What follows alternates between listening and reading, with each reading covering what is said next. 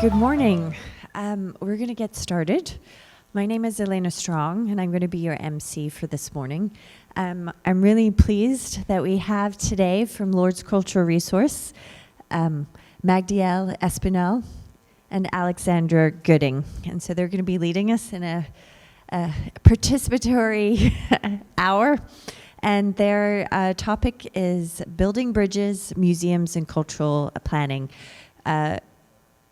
We'll have about 20 minutes for, we'll have about 10 minutes for Q&A at the end. And so I will be giving you the mic, okay? Well, good morning, everyone. Thank you for joining the session.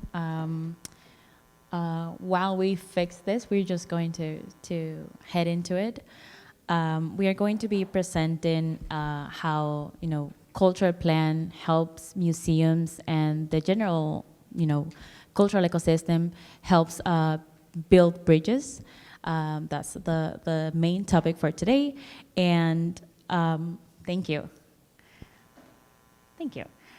And I'm Magdiel Espinal. I work for Lord Cultural Resources, which is a consultant firm.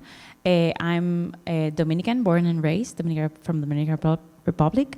This is my first time at MAC, so it's my first MAC experience. So I'm both presenting and attending. So I'm thrilled to be here. As part of the Lord team, I work specifically in projects with our U.S. office, but I'm based in Toronto.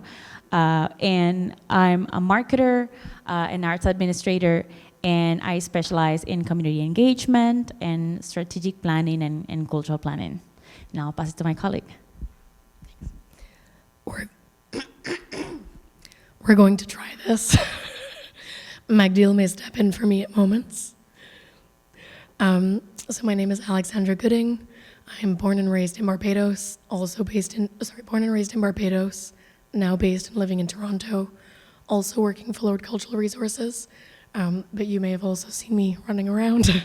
I also am the secretary and serving on the board of MAC for the last 2 years. Click. Sure.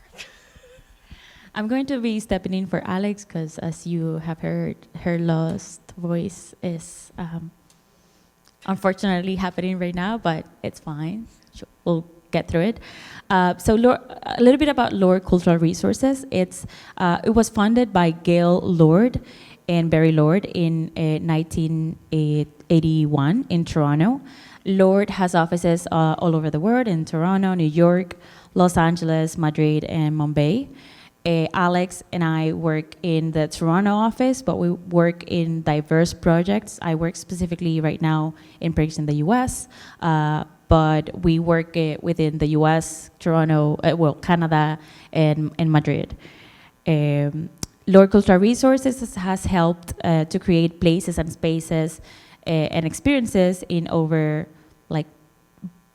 2,700 plus projects in 57 different countries and around 450 cities. So we have, vast experience. Also, it comes with publishing books based in work that the museum does, and in galleries and libraries and parks, botanic gardens, etc. Also, Lord has history with MAC, with some of our colleagues attending other MAC conferences in the past. And now Alex works in the board of MAC, which we are all very, very proud. You want to speak in? Okay. So running quickly through the agenda today, we're going to be talking about what is cultural plan, how museums fall into the cultural plan process. And then we want to have sort of a discussion amongst ourselves, which is the second part of our presentation, grounding the concepts that we're going to see in what we do in our daily work. So cultural plan is not a new idea. It's been around for years, but recently has gained more recognition for its potential to bring meaningful experiences and change to communities. And what cultural planning does is It energizes the arts and cultural scene and sector in a place, is in a specific place, by doing a bunch of things. Some of them are fostering partnerships, encouraging active community involvement, inspiring civic leadership. It brings communities together by, sharing goals and visions, collective goals and visions. It also attracts valuable resources, some of it mainly money, but some of other resources as well. And, it gives us a way to keep all of those efforts being a collective north for a community effort, not in our silo institutions. Cultural planning is public. It's a public process, place-based, that assesses a community's cultural assets and develops a vision and action plan to advance the growth and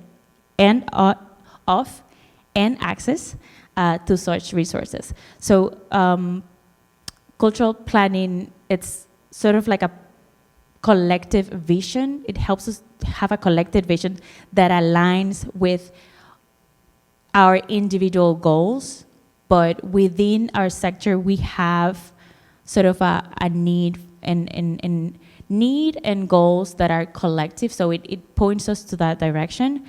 It helps us uncover gaps and misallocations of resources and in areas that need more improvement in our communities, in our places. And also, it helps us address promptly those needs as promptly as possible. And some examples, for example, yesterday they were mentioning how we have to, focus as a community. They were talking about La Red de Museos, the network of museums network here in Panama, and how they should be, addressing more of the school's involvement in the museums. And, cultural plan helps us see those gaps in a collective way, like they were mentioning. It's a process that is deeply rooted in understanding the specific needs of a community, how to get the resources, but how to make it so that it's equitably spread in our geographics. And because it touches upon so many things, it helps us frame a holistic view of what it's happening and what needs to happen. So it touches upon public art, asset mapping, funding, placekeeping, those efforts that we all think about in our institutions, but how do we collectively strengthen what's going on in this place so that it brings more resources, it brings more of the data that we need to advocate for our sector.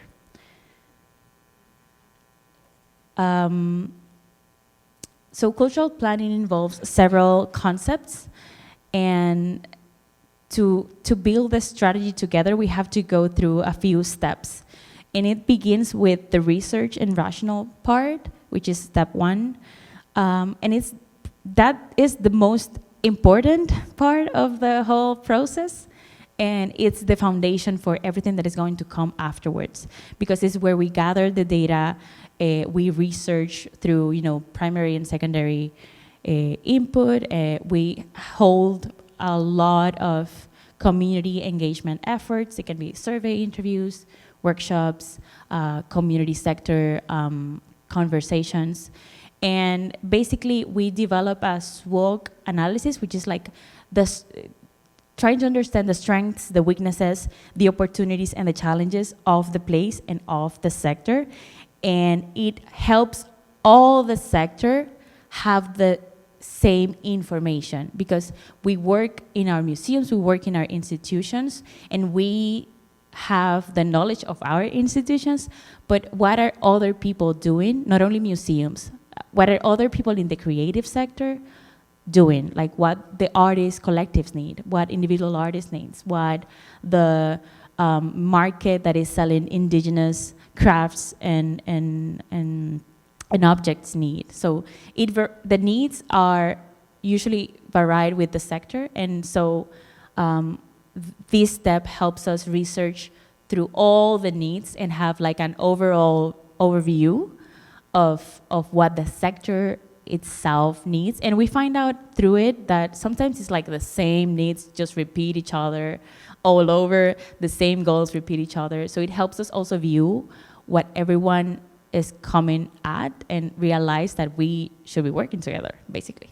After that, it's, setting the mission and vision, which, comes through after the research, and using the findings that we collect. Then it's a setting of priorities and strategies. And I have to say that throughout the entire steps that you see in the screen, we need community engagement. So each of the steps has a different aspect to community engagement to it. First is a lot of data collection, but then it's like, okay, this is what the community have said. Now let's get together and find out, how do we organize this? What needs to be prioritized in this X amount of years? And who is going to do that? Like, my alone museum cannot take on all these things for the whole sector. So what are the partners that are going to help me with this? What's the funding and the resources that we need to accomplish these actions and these tactics to get the priorities done? We want to say that the process is as important as the outcome, because there is a lot of engagement involved. It opens the doors while in the process, and it opens our eyes to possibilities and new ideas of collaboration that we might otherwise not know. So the process is just as important. And money follows the idea. So ideas are the seed, and then you have to get out. It's almost never happens where you have a bunch of resources and money, and then you're like, oh, how am I going to spend it? That doesn't happen. That might happen in other sectors. In ours, not. So it also helps us collectively think of what we need and get an idea that we all support, and then where are we going to find that money? Where are we going to find those resources? A cultural plan basically is a strategic action plan for increasing access through our programming, integrating the arts into key sectors that enhance and bringing the arts to those sectors to enhance those initiatives like transportation, education, agriculture, tourism, obviously, but some people don't know that. Some people outside of the sector don't know how much we bring to the table. Also bring resources in and out of the arts, so tapping into those buckets that are under other governmental departments, even other countries, philanthropy, other buckets. Also help us bring other strategies is being centered in the community, building a shared vision that we all support and walk towards, taking actually data-driven decisions, and we will see more in a few minutes about the importance of data, but it's basically showing how we already leverage a lot of resources. So let's advocate for more, and let's bring that to the attention of the people that have those resources that can, facilitate more to us. It's building working processes with artists, with collectives, but with the community specifically. It's building capacity in our institutions like training, onboarding, etc. But it's also going out into the community and see like, oh, I can, mentor people on how to do this administrative task, and they can then build a career in that. Let's do that.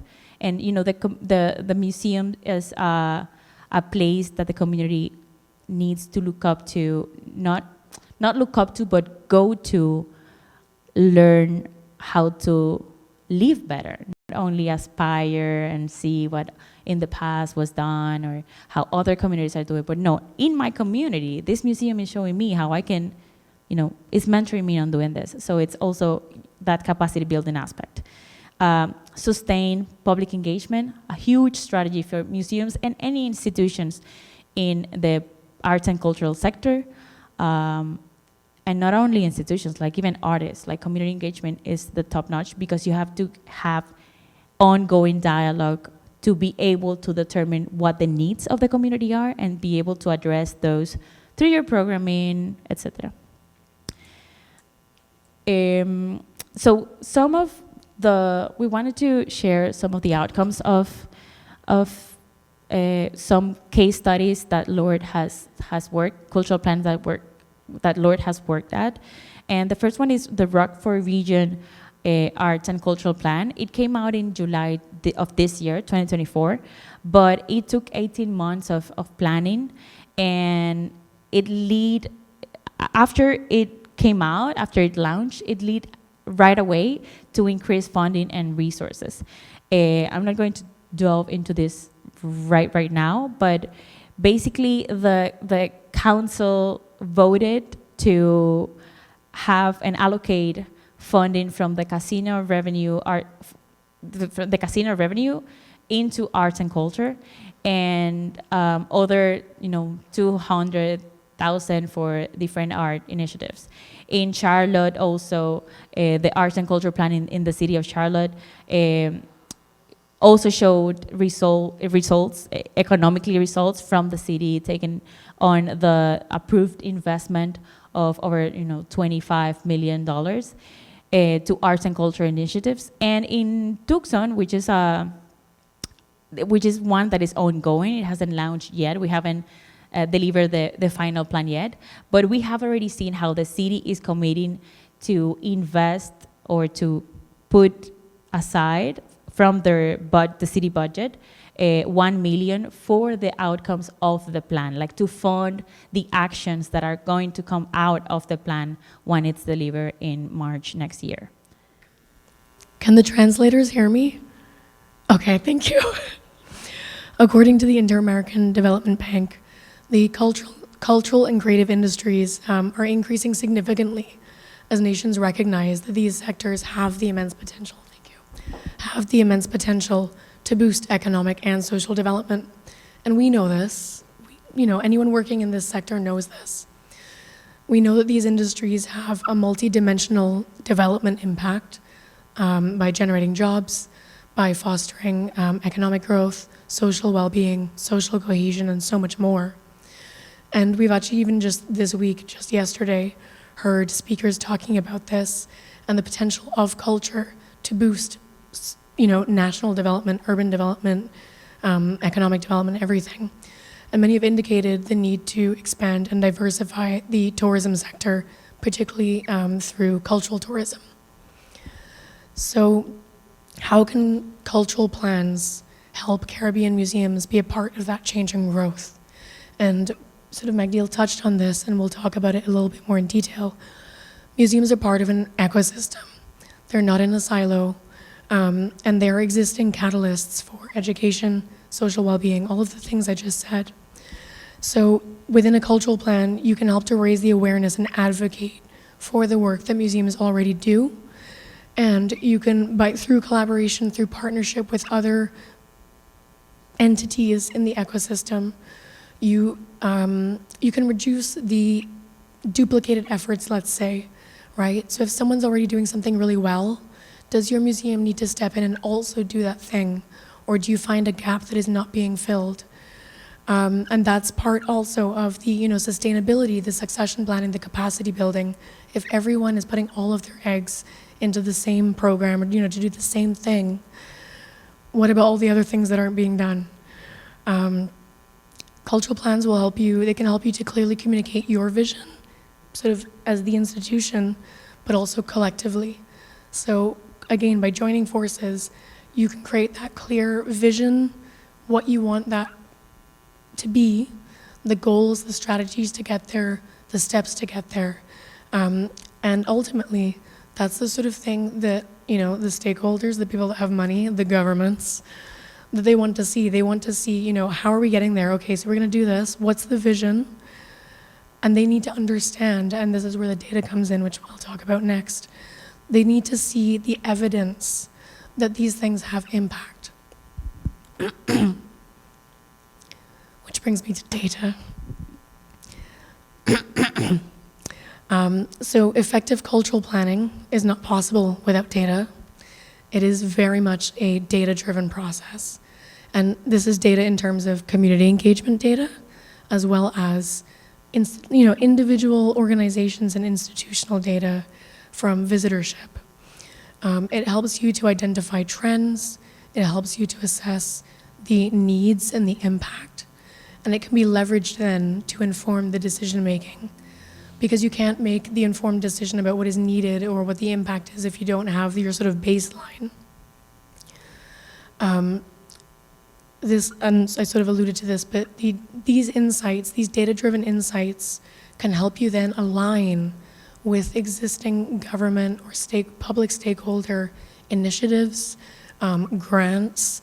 If you look at what are United Nations, what are UNESCO's, what are your local government's priorities for the next 3, 5, 10 years, you'll see a lot of things about digital. You'll see a lot of things about climate, a lot of things about social development or economic development. Culture and the creative economy is part of that. They don't know that necessarily. So you sort of have to see where you can make those connections and then go to them and say, look, you might not name it explicitly, but this is how culture can help achieve those goals. So a cultural plan helps you crystallize that vision that you can then speak and advocate for your sector, for your institution, for your cultural community to those stakeholders. Part of that as well, the data needs to be collected consistently. You don't need to collect a lot. If you only collect the age of your visitors, but you do it consistently, you can then start to identify the trends. And if you start, you then go to your neighbor and you say, hey, can you also collect this data, just the age? And you might start to notice that maybe one of you is only getting young populations, maybe another is only getting the older demographic. And you can then use that to adapt your programs. Maybe you want to keep it that way, have a target demographic, or maybe you want to broaden that demographic at both institutions. And you can exchange that information. What are you doing that's working well, et cetera. And that's where you're reducing the duplicate effort, because you're exchanging the knowledge that you know already works. And I will just say, the case studies in North America, we recognize we're in the Caribbean, we're from the Caribbean. I'm on the board. I was at the listening session last year. I was at the listening session this year. We know that there are challenges, and one of the biggest challenges, particularly in this sort of data collection, is the geographic spread and the linguistic barriers. So that's why we're saying, start small. Start with your institution. What can you do, even if it's just one piece? Then branch out to colleagues on your island, on your territory. And then you can go into your linguistic subregion, and then you can come more holistically. Museums are part of an ecosystem. And again, this does not include all of the parts of the ecosystem, but we have museums. Within museums alone, we have so many different types of museums. Art museums, natural history museums, I'm not gonna go on. Educational institutions, festivals and events. I see Carnival TNT is in the audience. Crop over, we have all of these festivals, arts festivals, cultural festivals. That is part of this ecosystem. Public parks, public art. There are so many parts to this. And through cultural plans, you sort of coalesce around a vision, and then you each find what you can do to contribute to that vision so that you aren't all trying to do all of the things. I'll leave it there.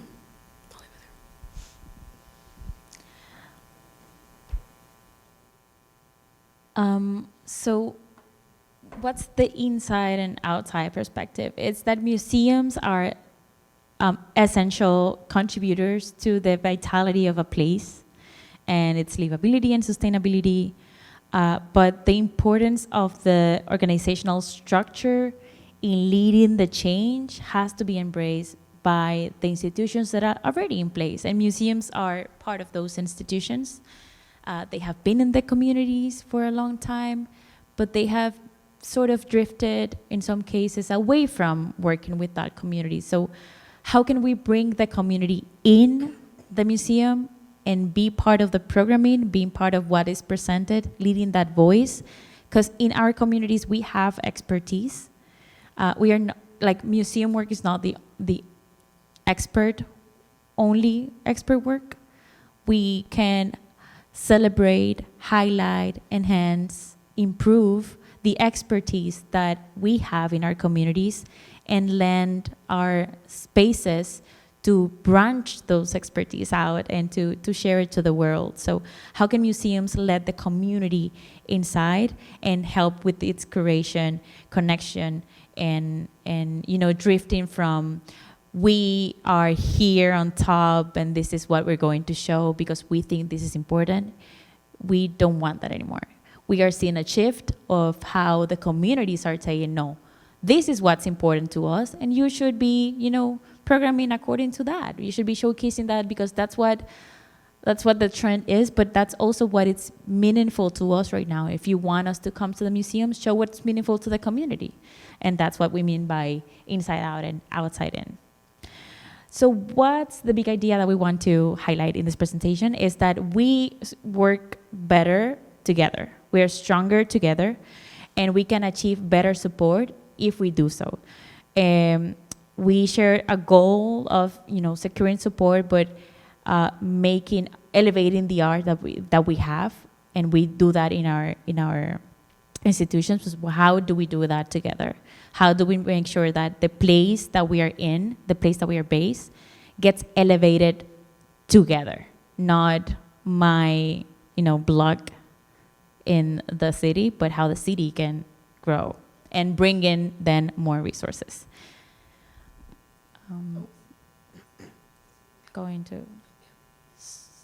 So that we have more time for discussion. And then coming back to, again, we believe that repetition is key to highlight the important aspects of this. So again, how collaboration is central to cultural plan is by prioritizing the community and, going to the grassroots institutions, going to individual artists in the community, see what they need and see how we can support as an organization. Doing proactive outreach, so don't expecting the community to come to us, but us going to the community and ask for their help in whatever we are developing it, co-developing, not just showcasing it. Doing inclusive programming, so building open access to our programs and making sure that, there's when we mention before the age groups and how if we collect that data, that is a key point of entry for us to understand who is visiting our museums. Also, it's understanding like what the neighborhoods might people be coming from. And by knowing the neighbors, you kind of have a perspective of the demographic that is coming.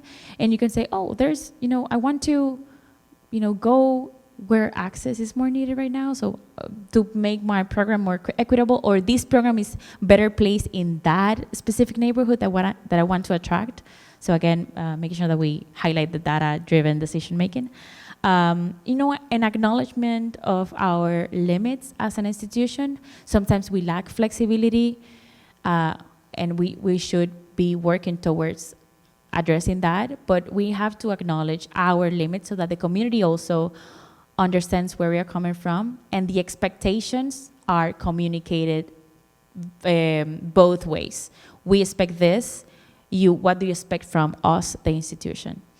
And lastly, a calling approach, so invite people's input into what work we are doing, not just, asking for their feedback to what already we presented, but how can we make them develop that presentation with us. And now, finally, so we have a breakout discussion, and our vision is that we are not many, so we can maybe do 2 groups. And we want you guys to sort of think through what we have discussed and viewing it from your own experiences in your institutions or where you're coming from. If you're independent, that's also very valuable because you are part of the ecosystem. And we have a few questions, a few prompts to help guide that discussion. It doesn't have to stay within the questions. It can broaden out. But these are just some discussion prompts to, help us think how, by understanding what we presented in cultural plan, we can see ourselves in the ecosystem and maybe address how to do some of these things like data collection or coming into the community, etc. So we have a few minutes. We will have now to calculate again, but I have like 10 to 15 minutes to, 10? Okay. We have 10 minutes to sort of address these questions. We will go around talking more and helping guide that conversation. But really it's from your own experiences, what do you think you could be doing and making sure that we understand those concepts.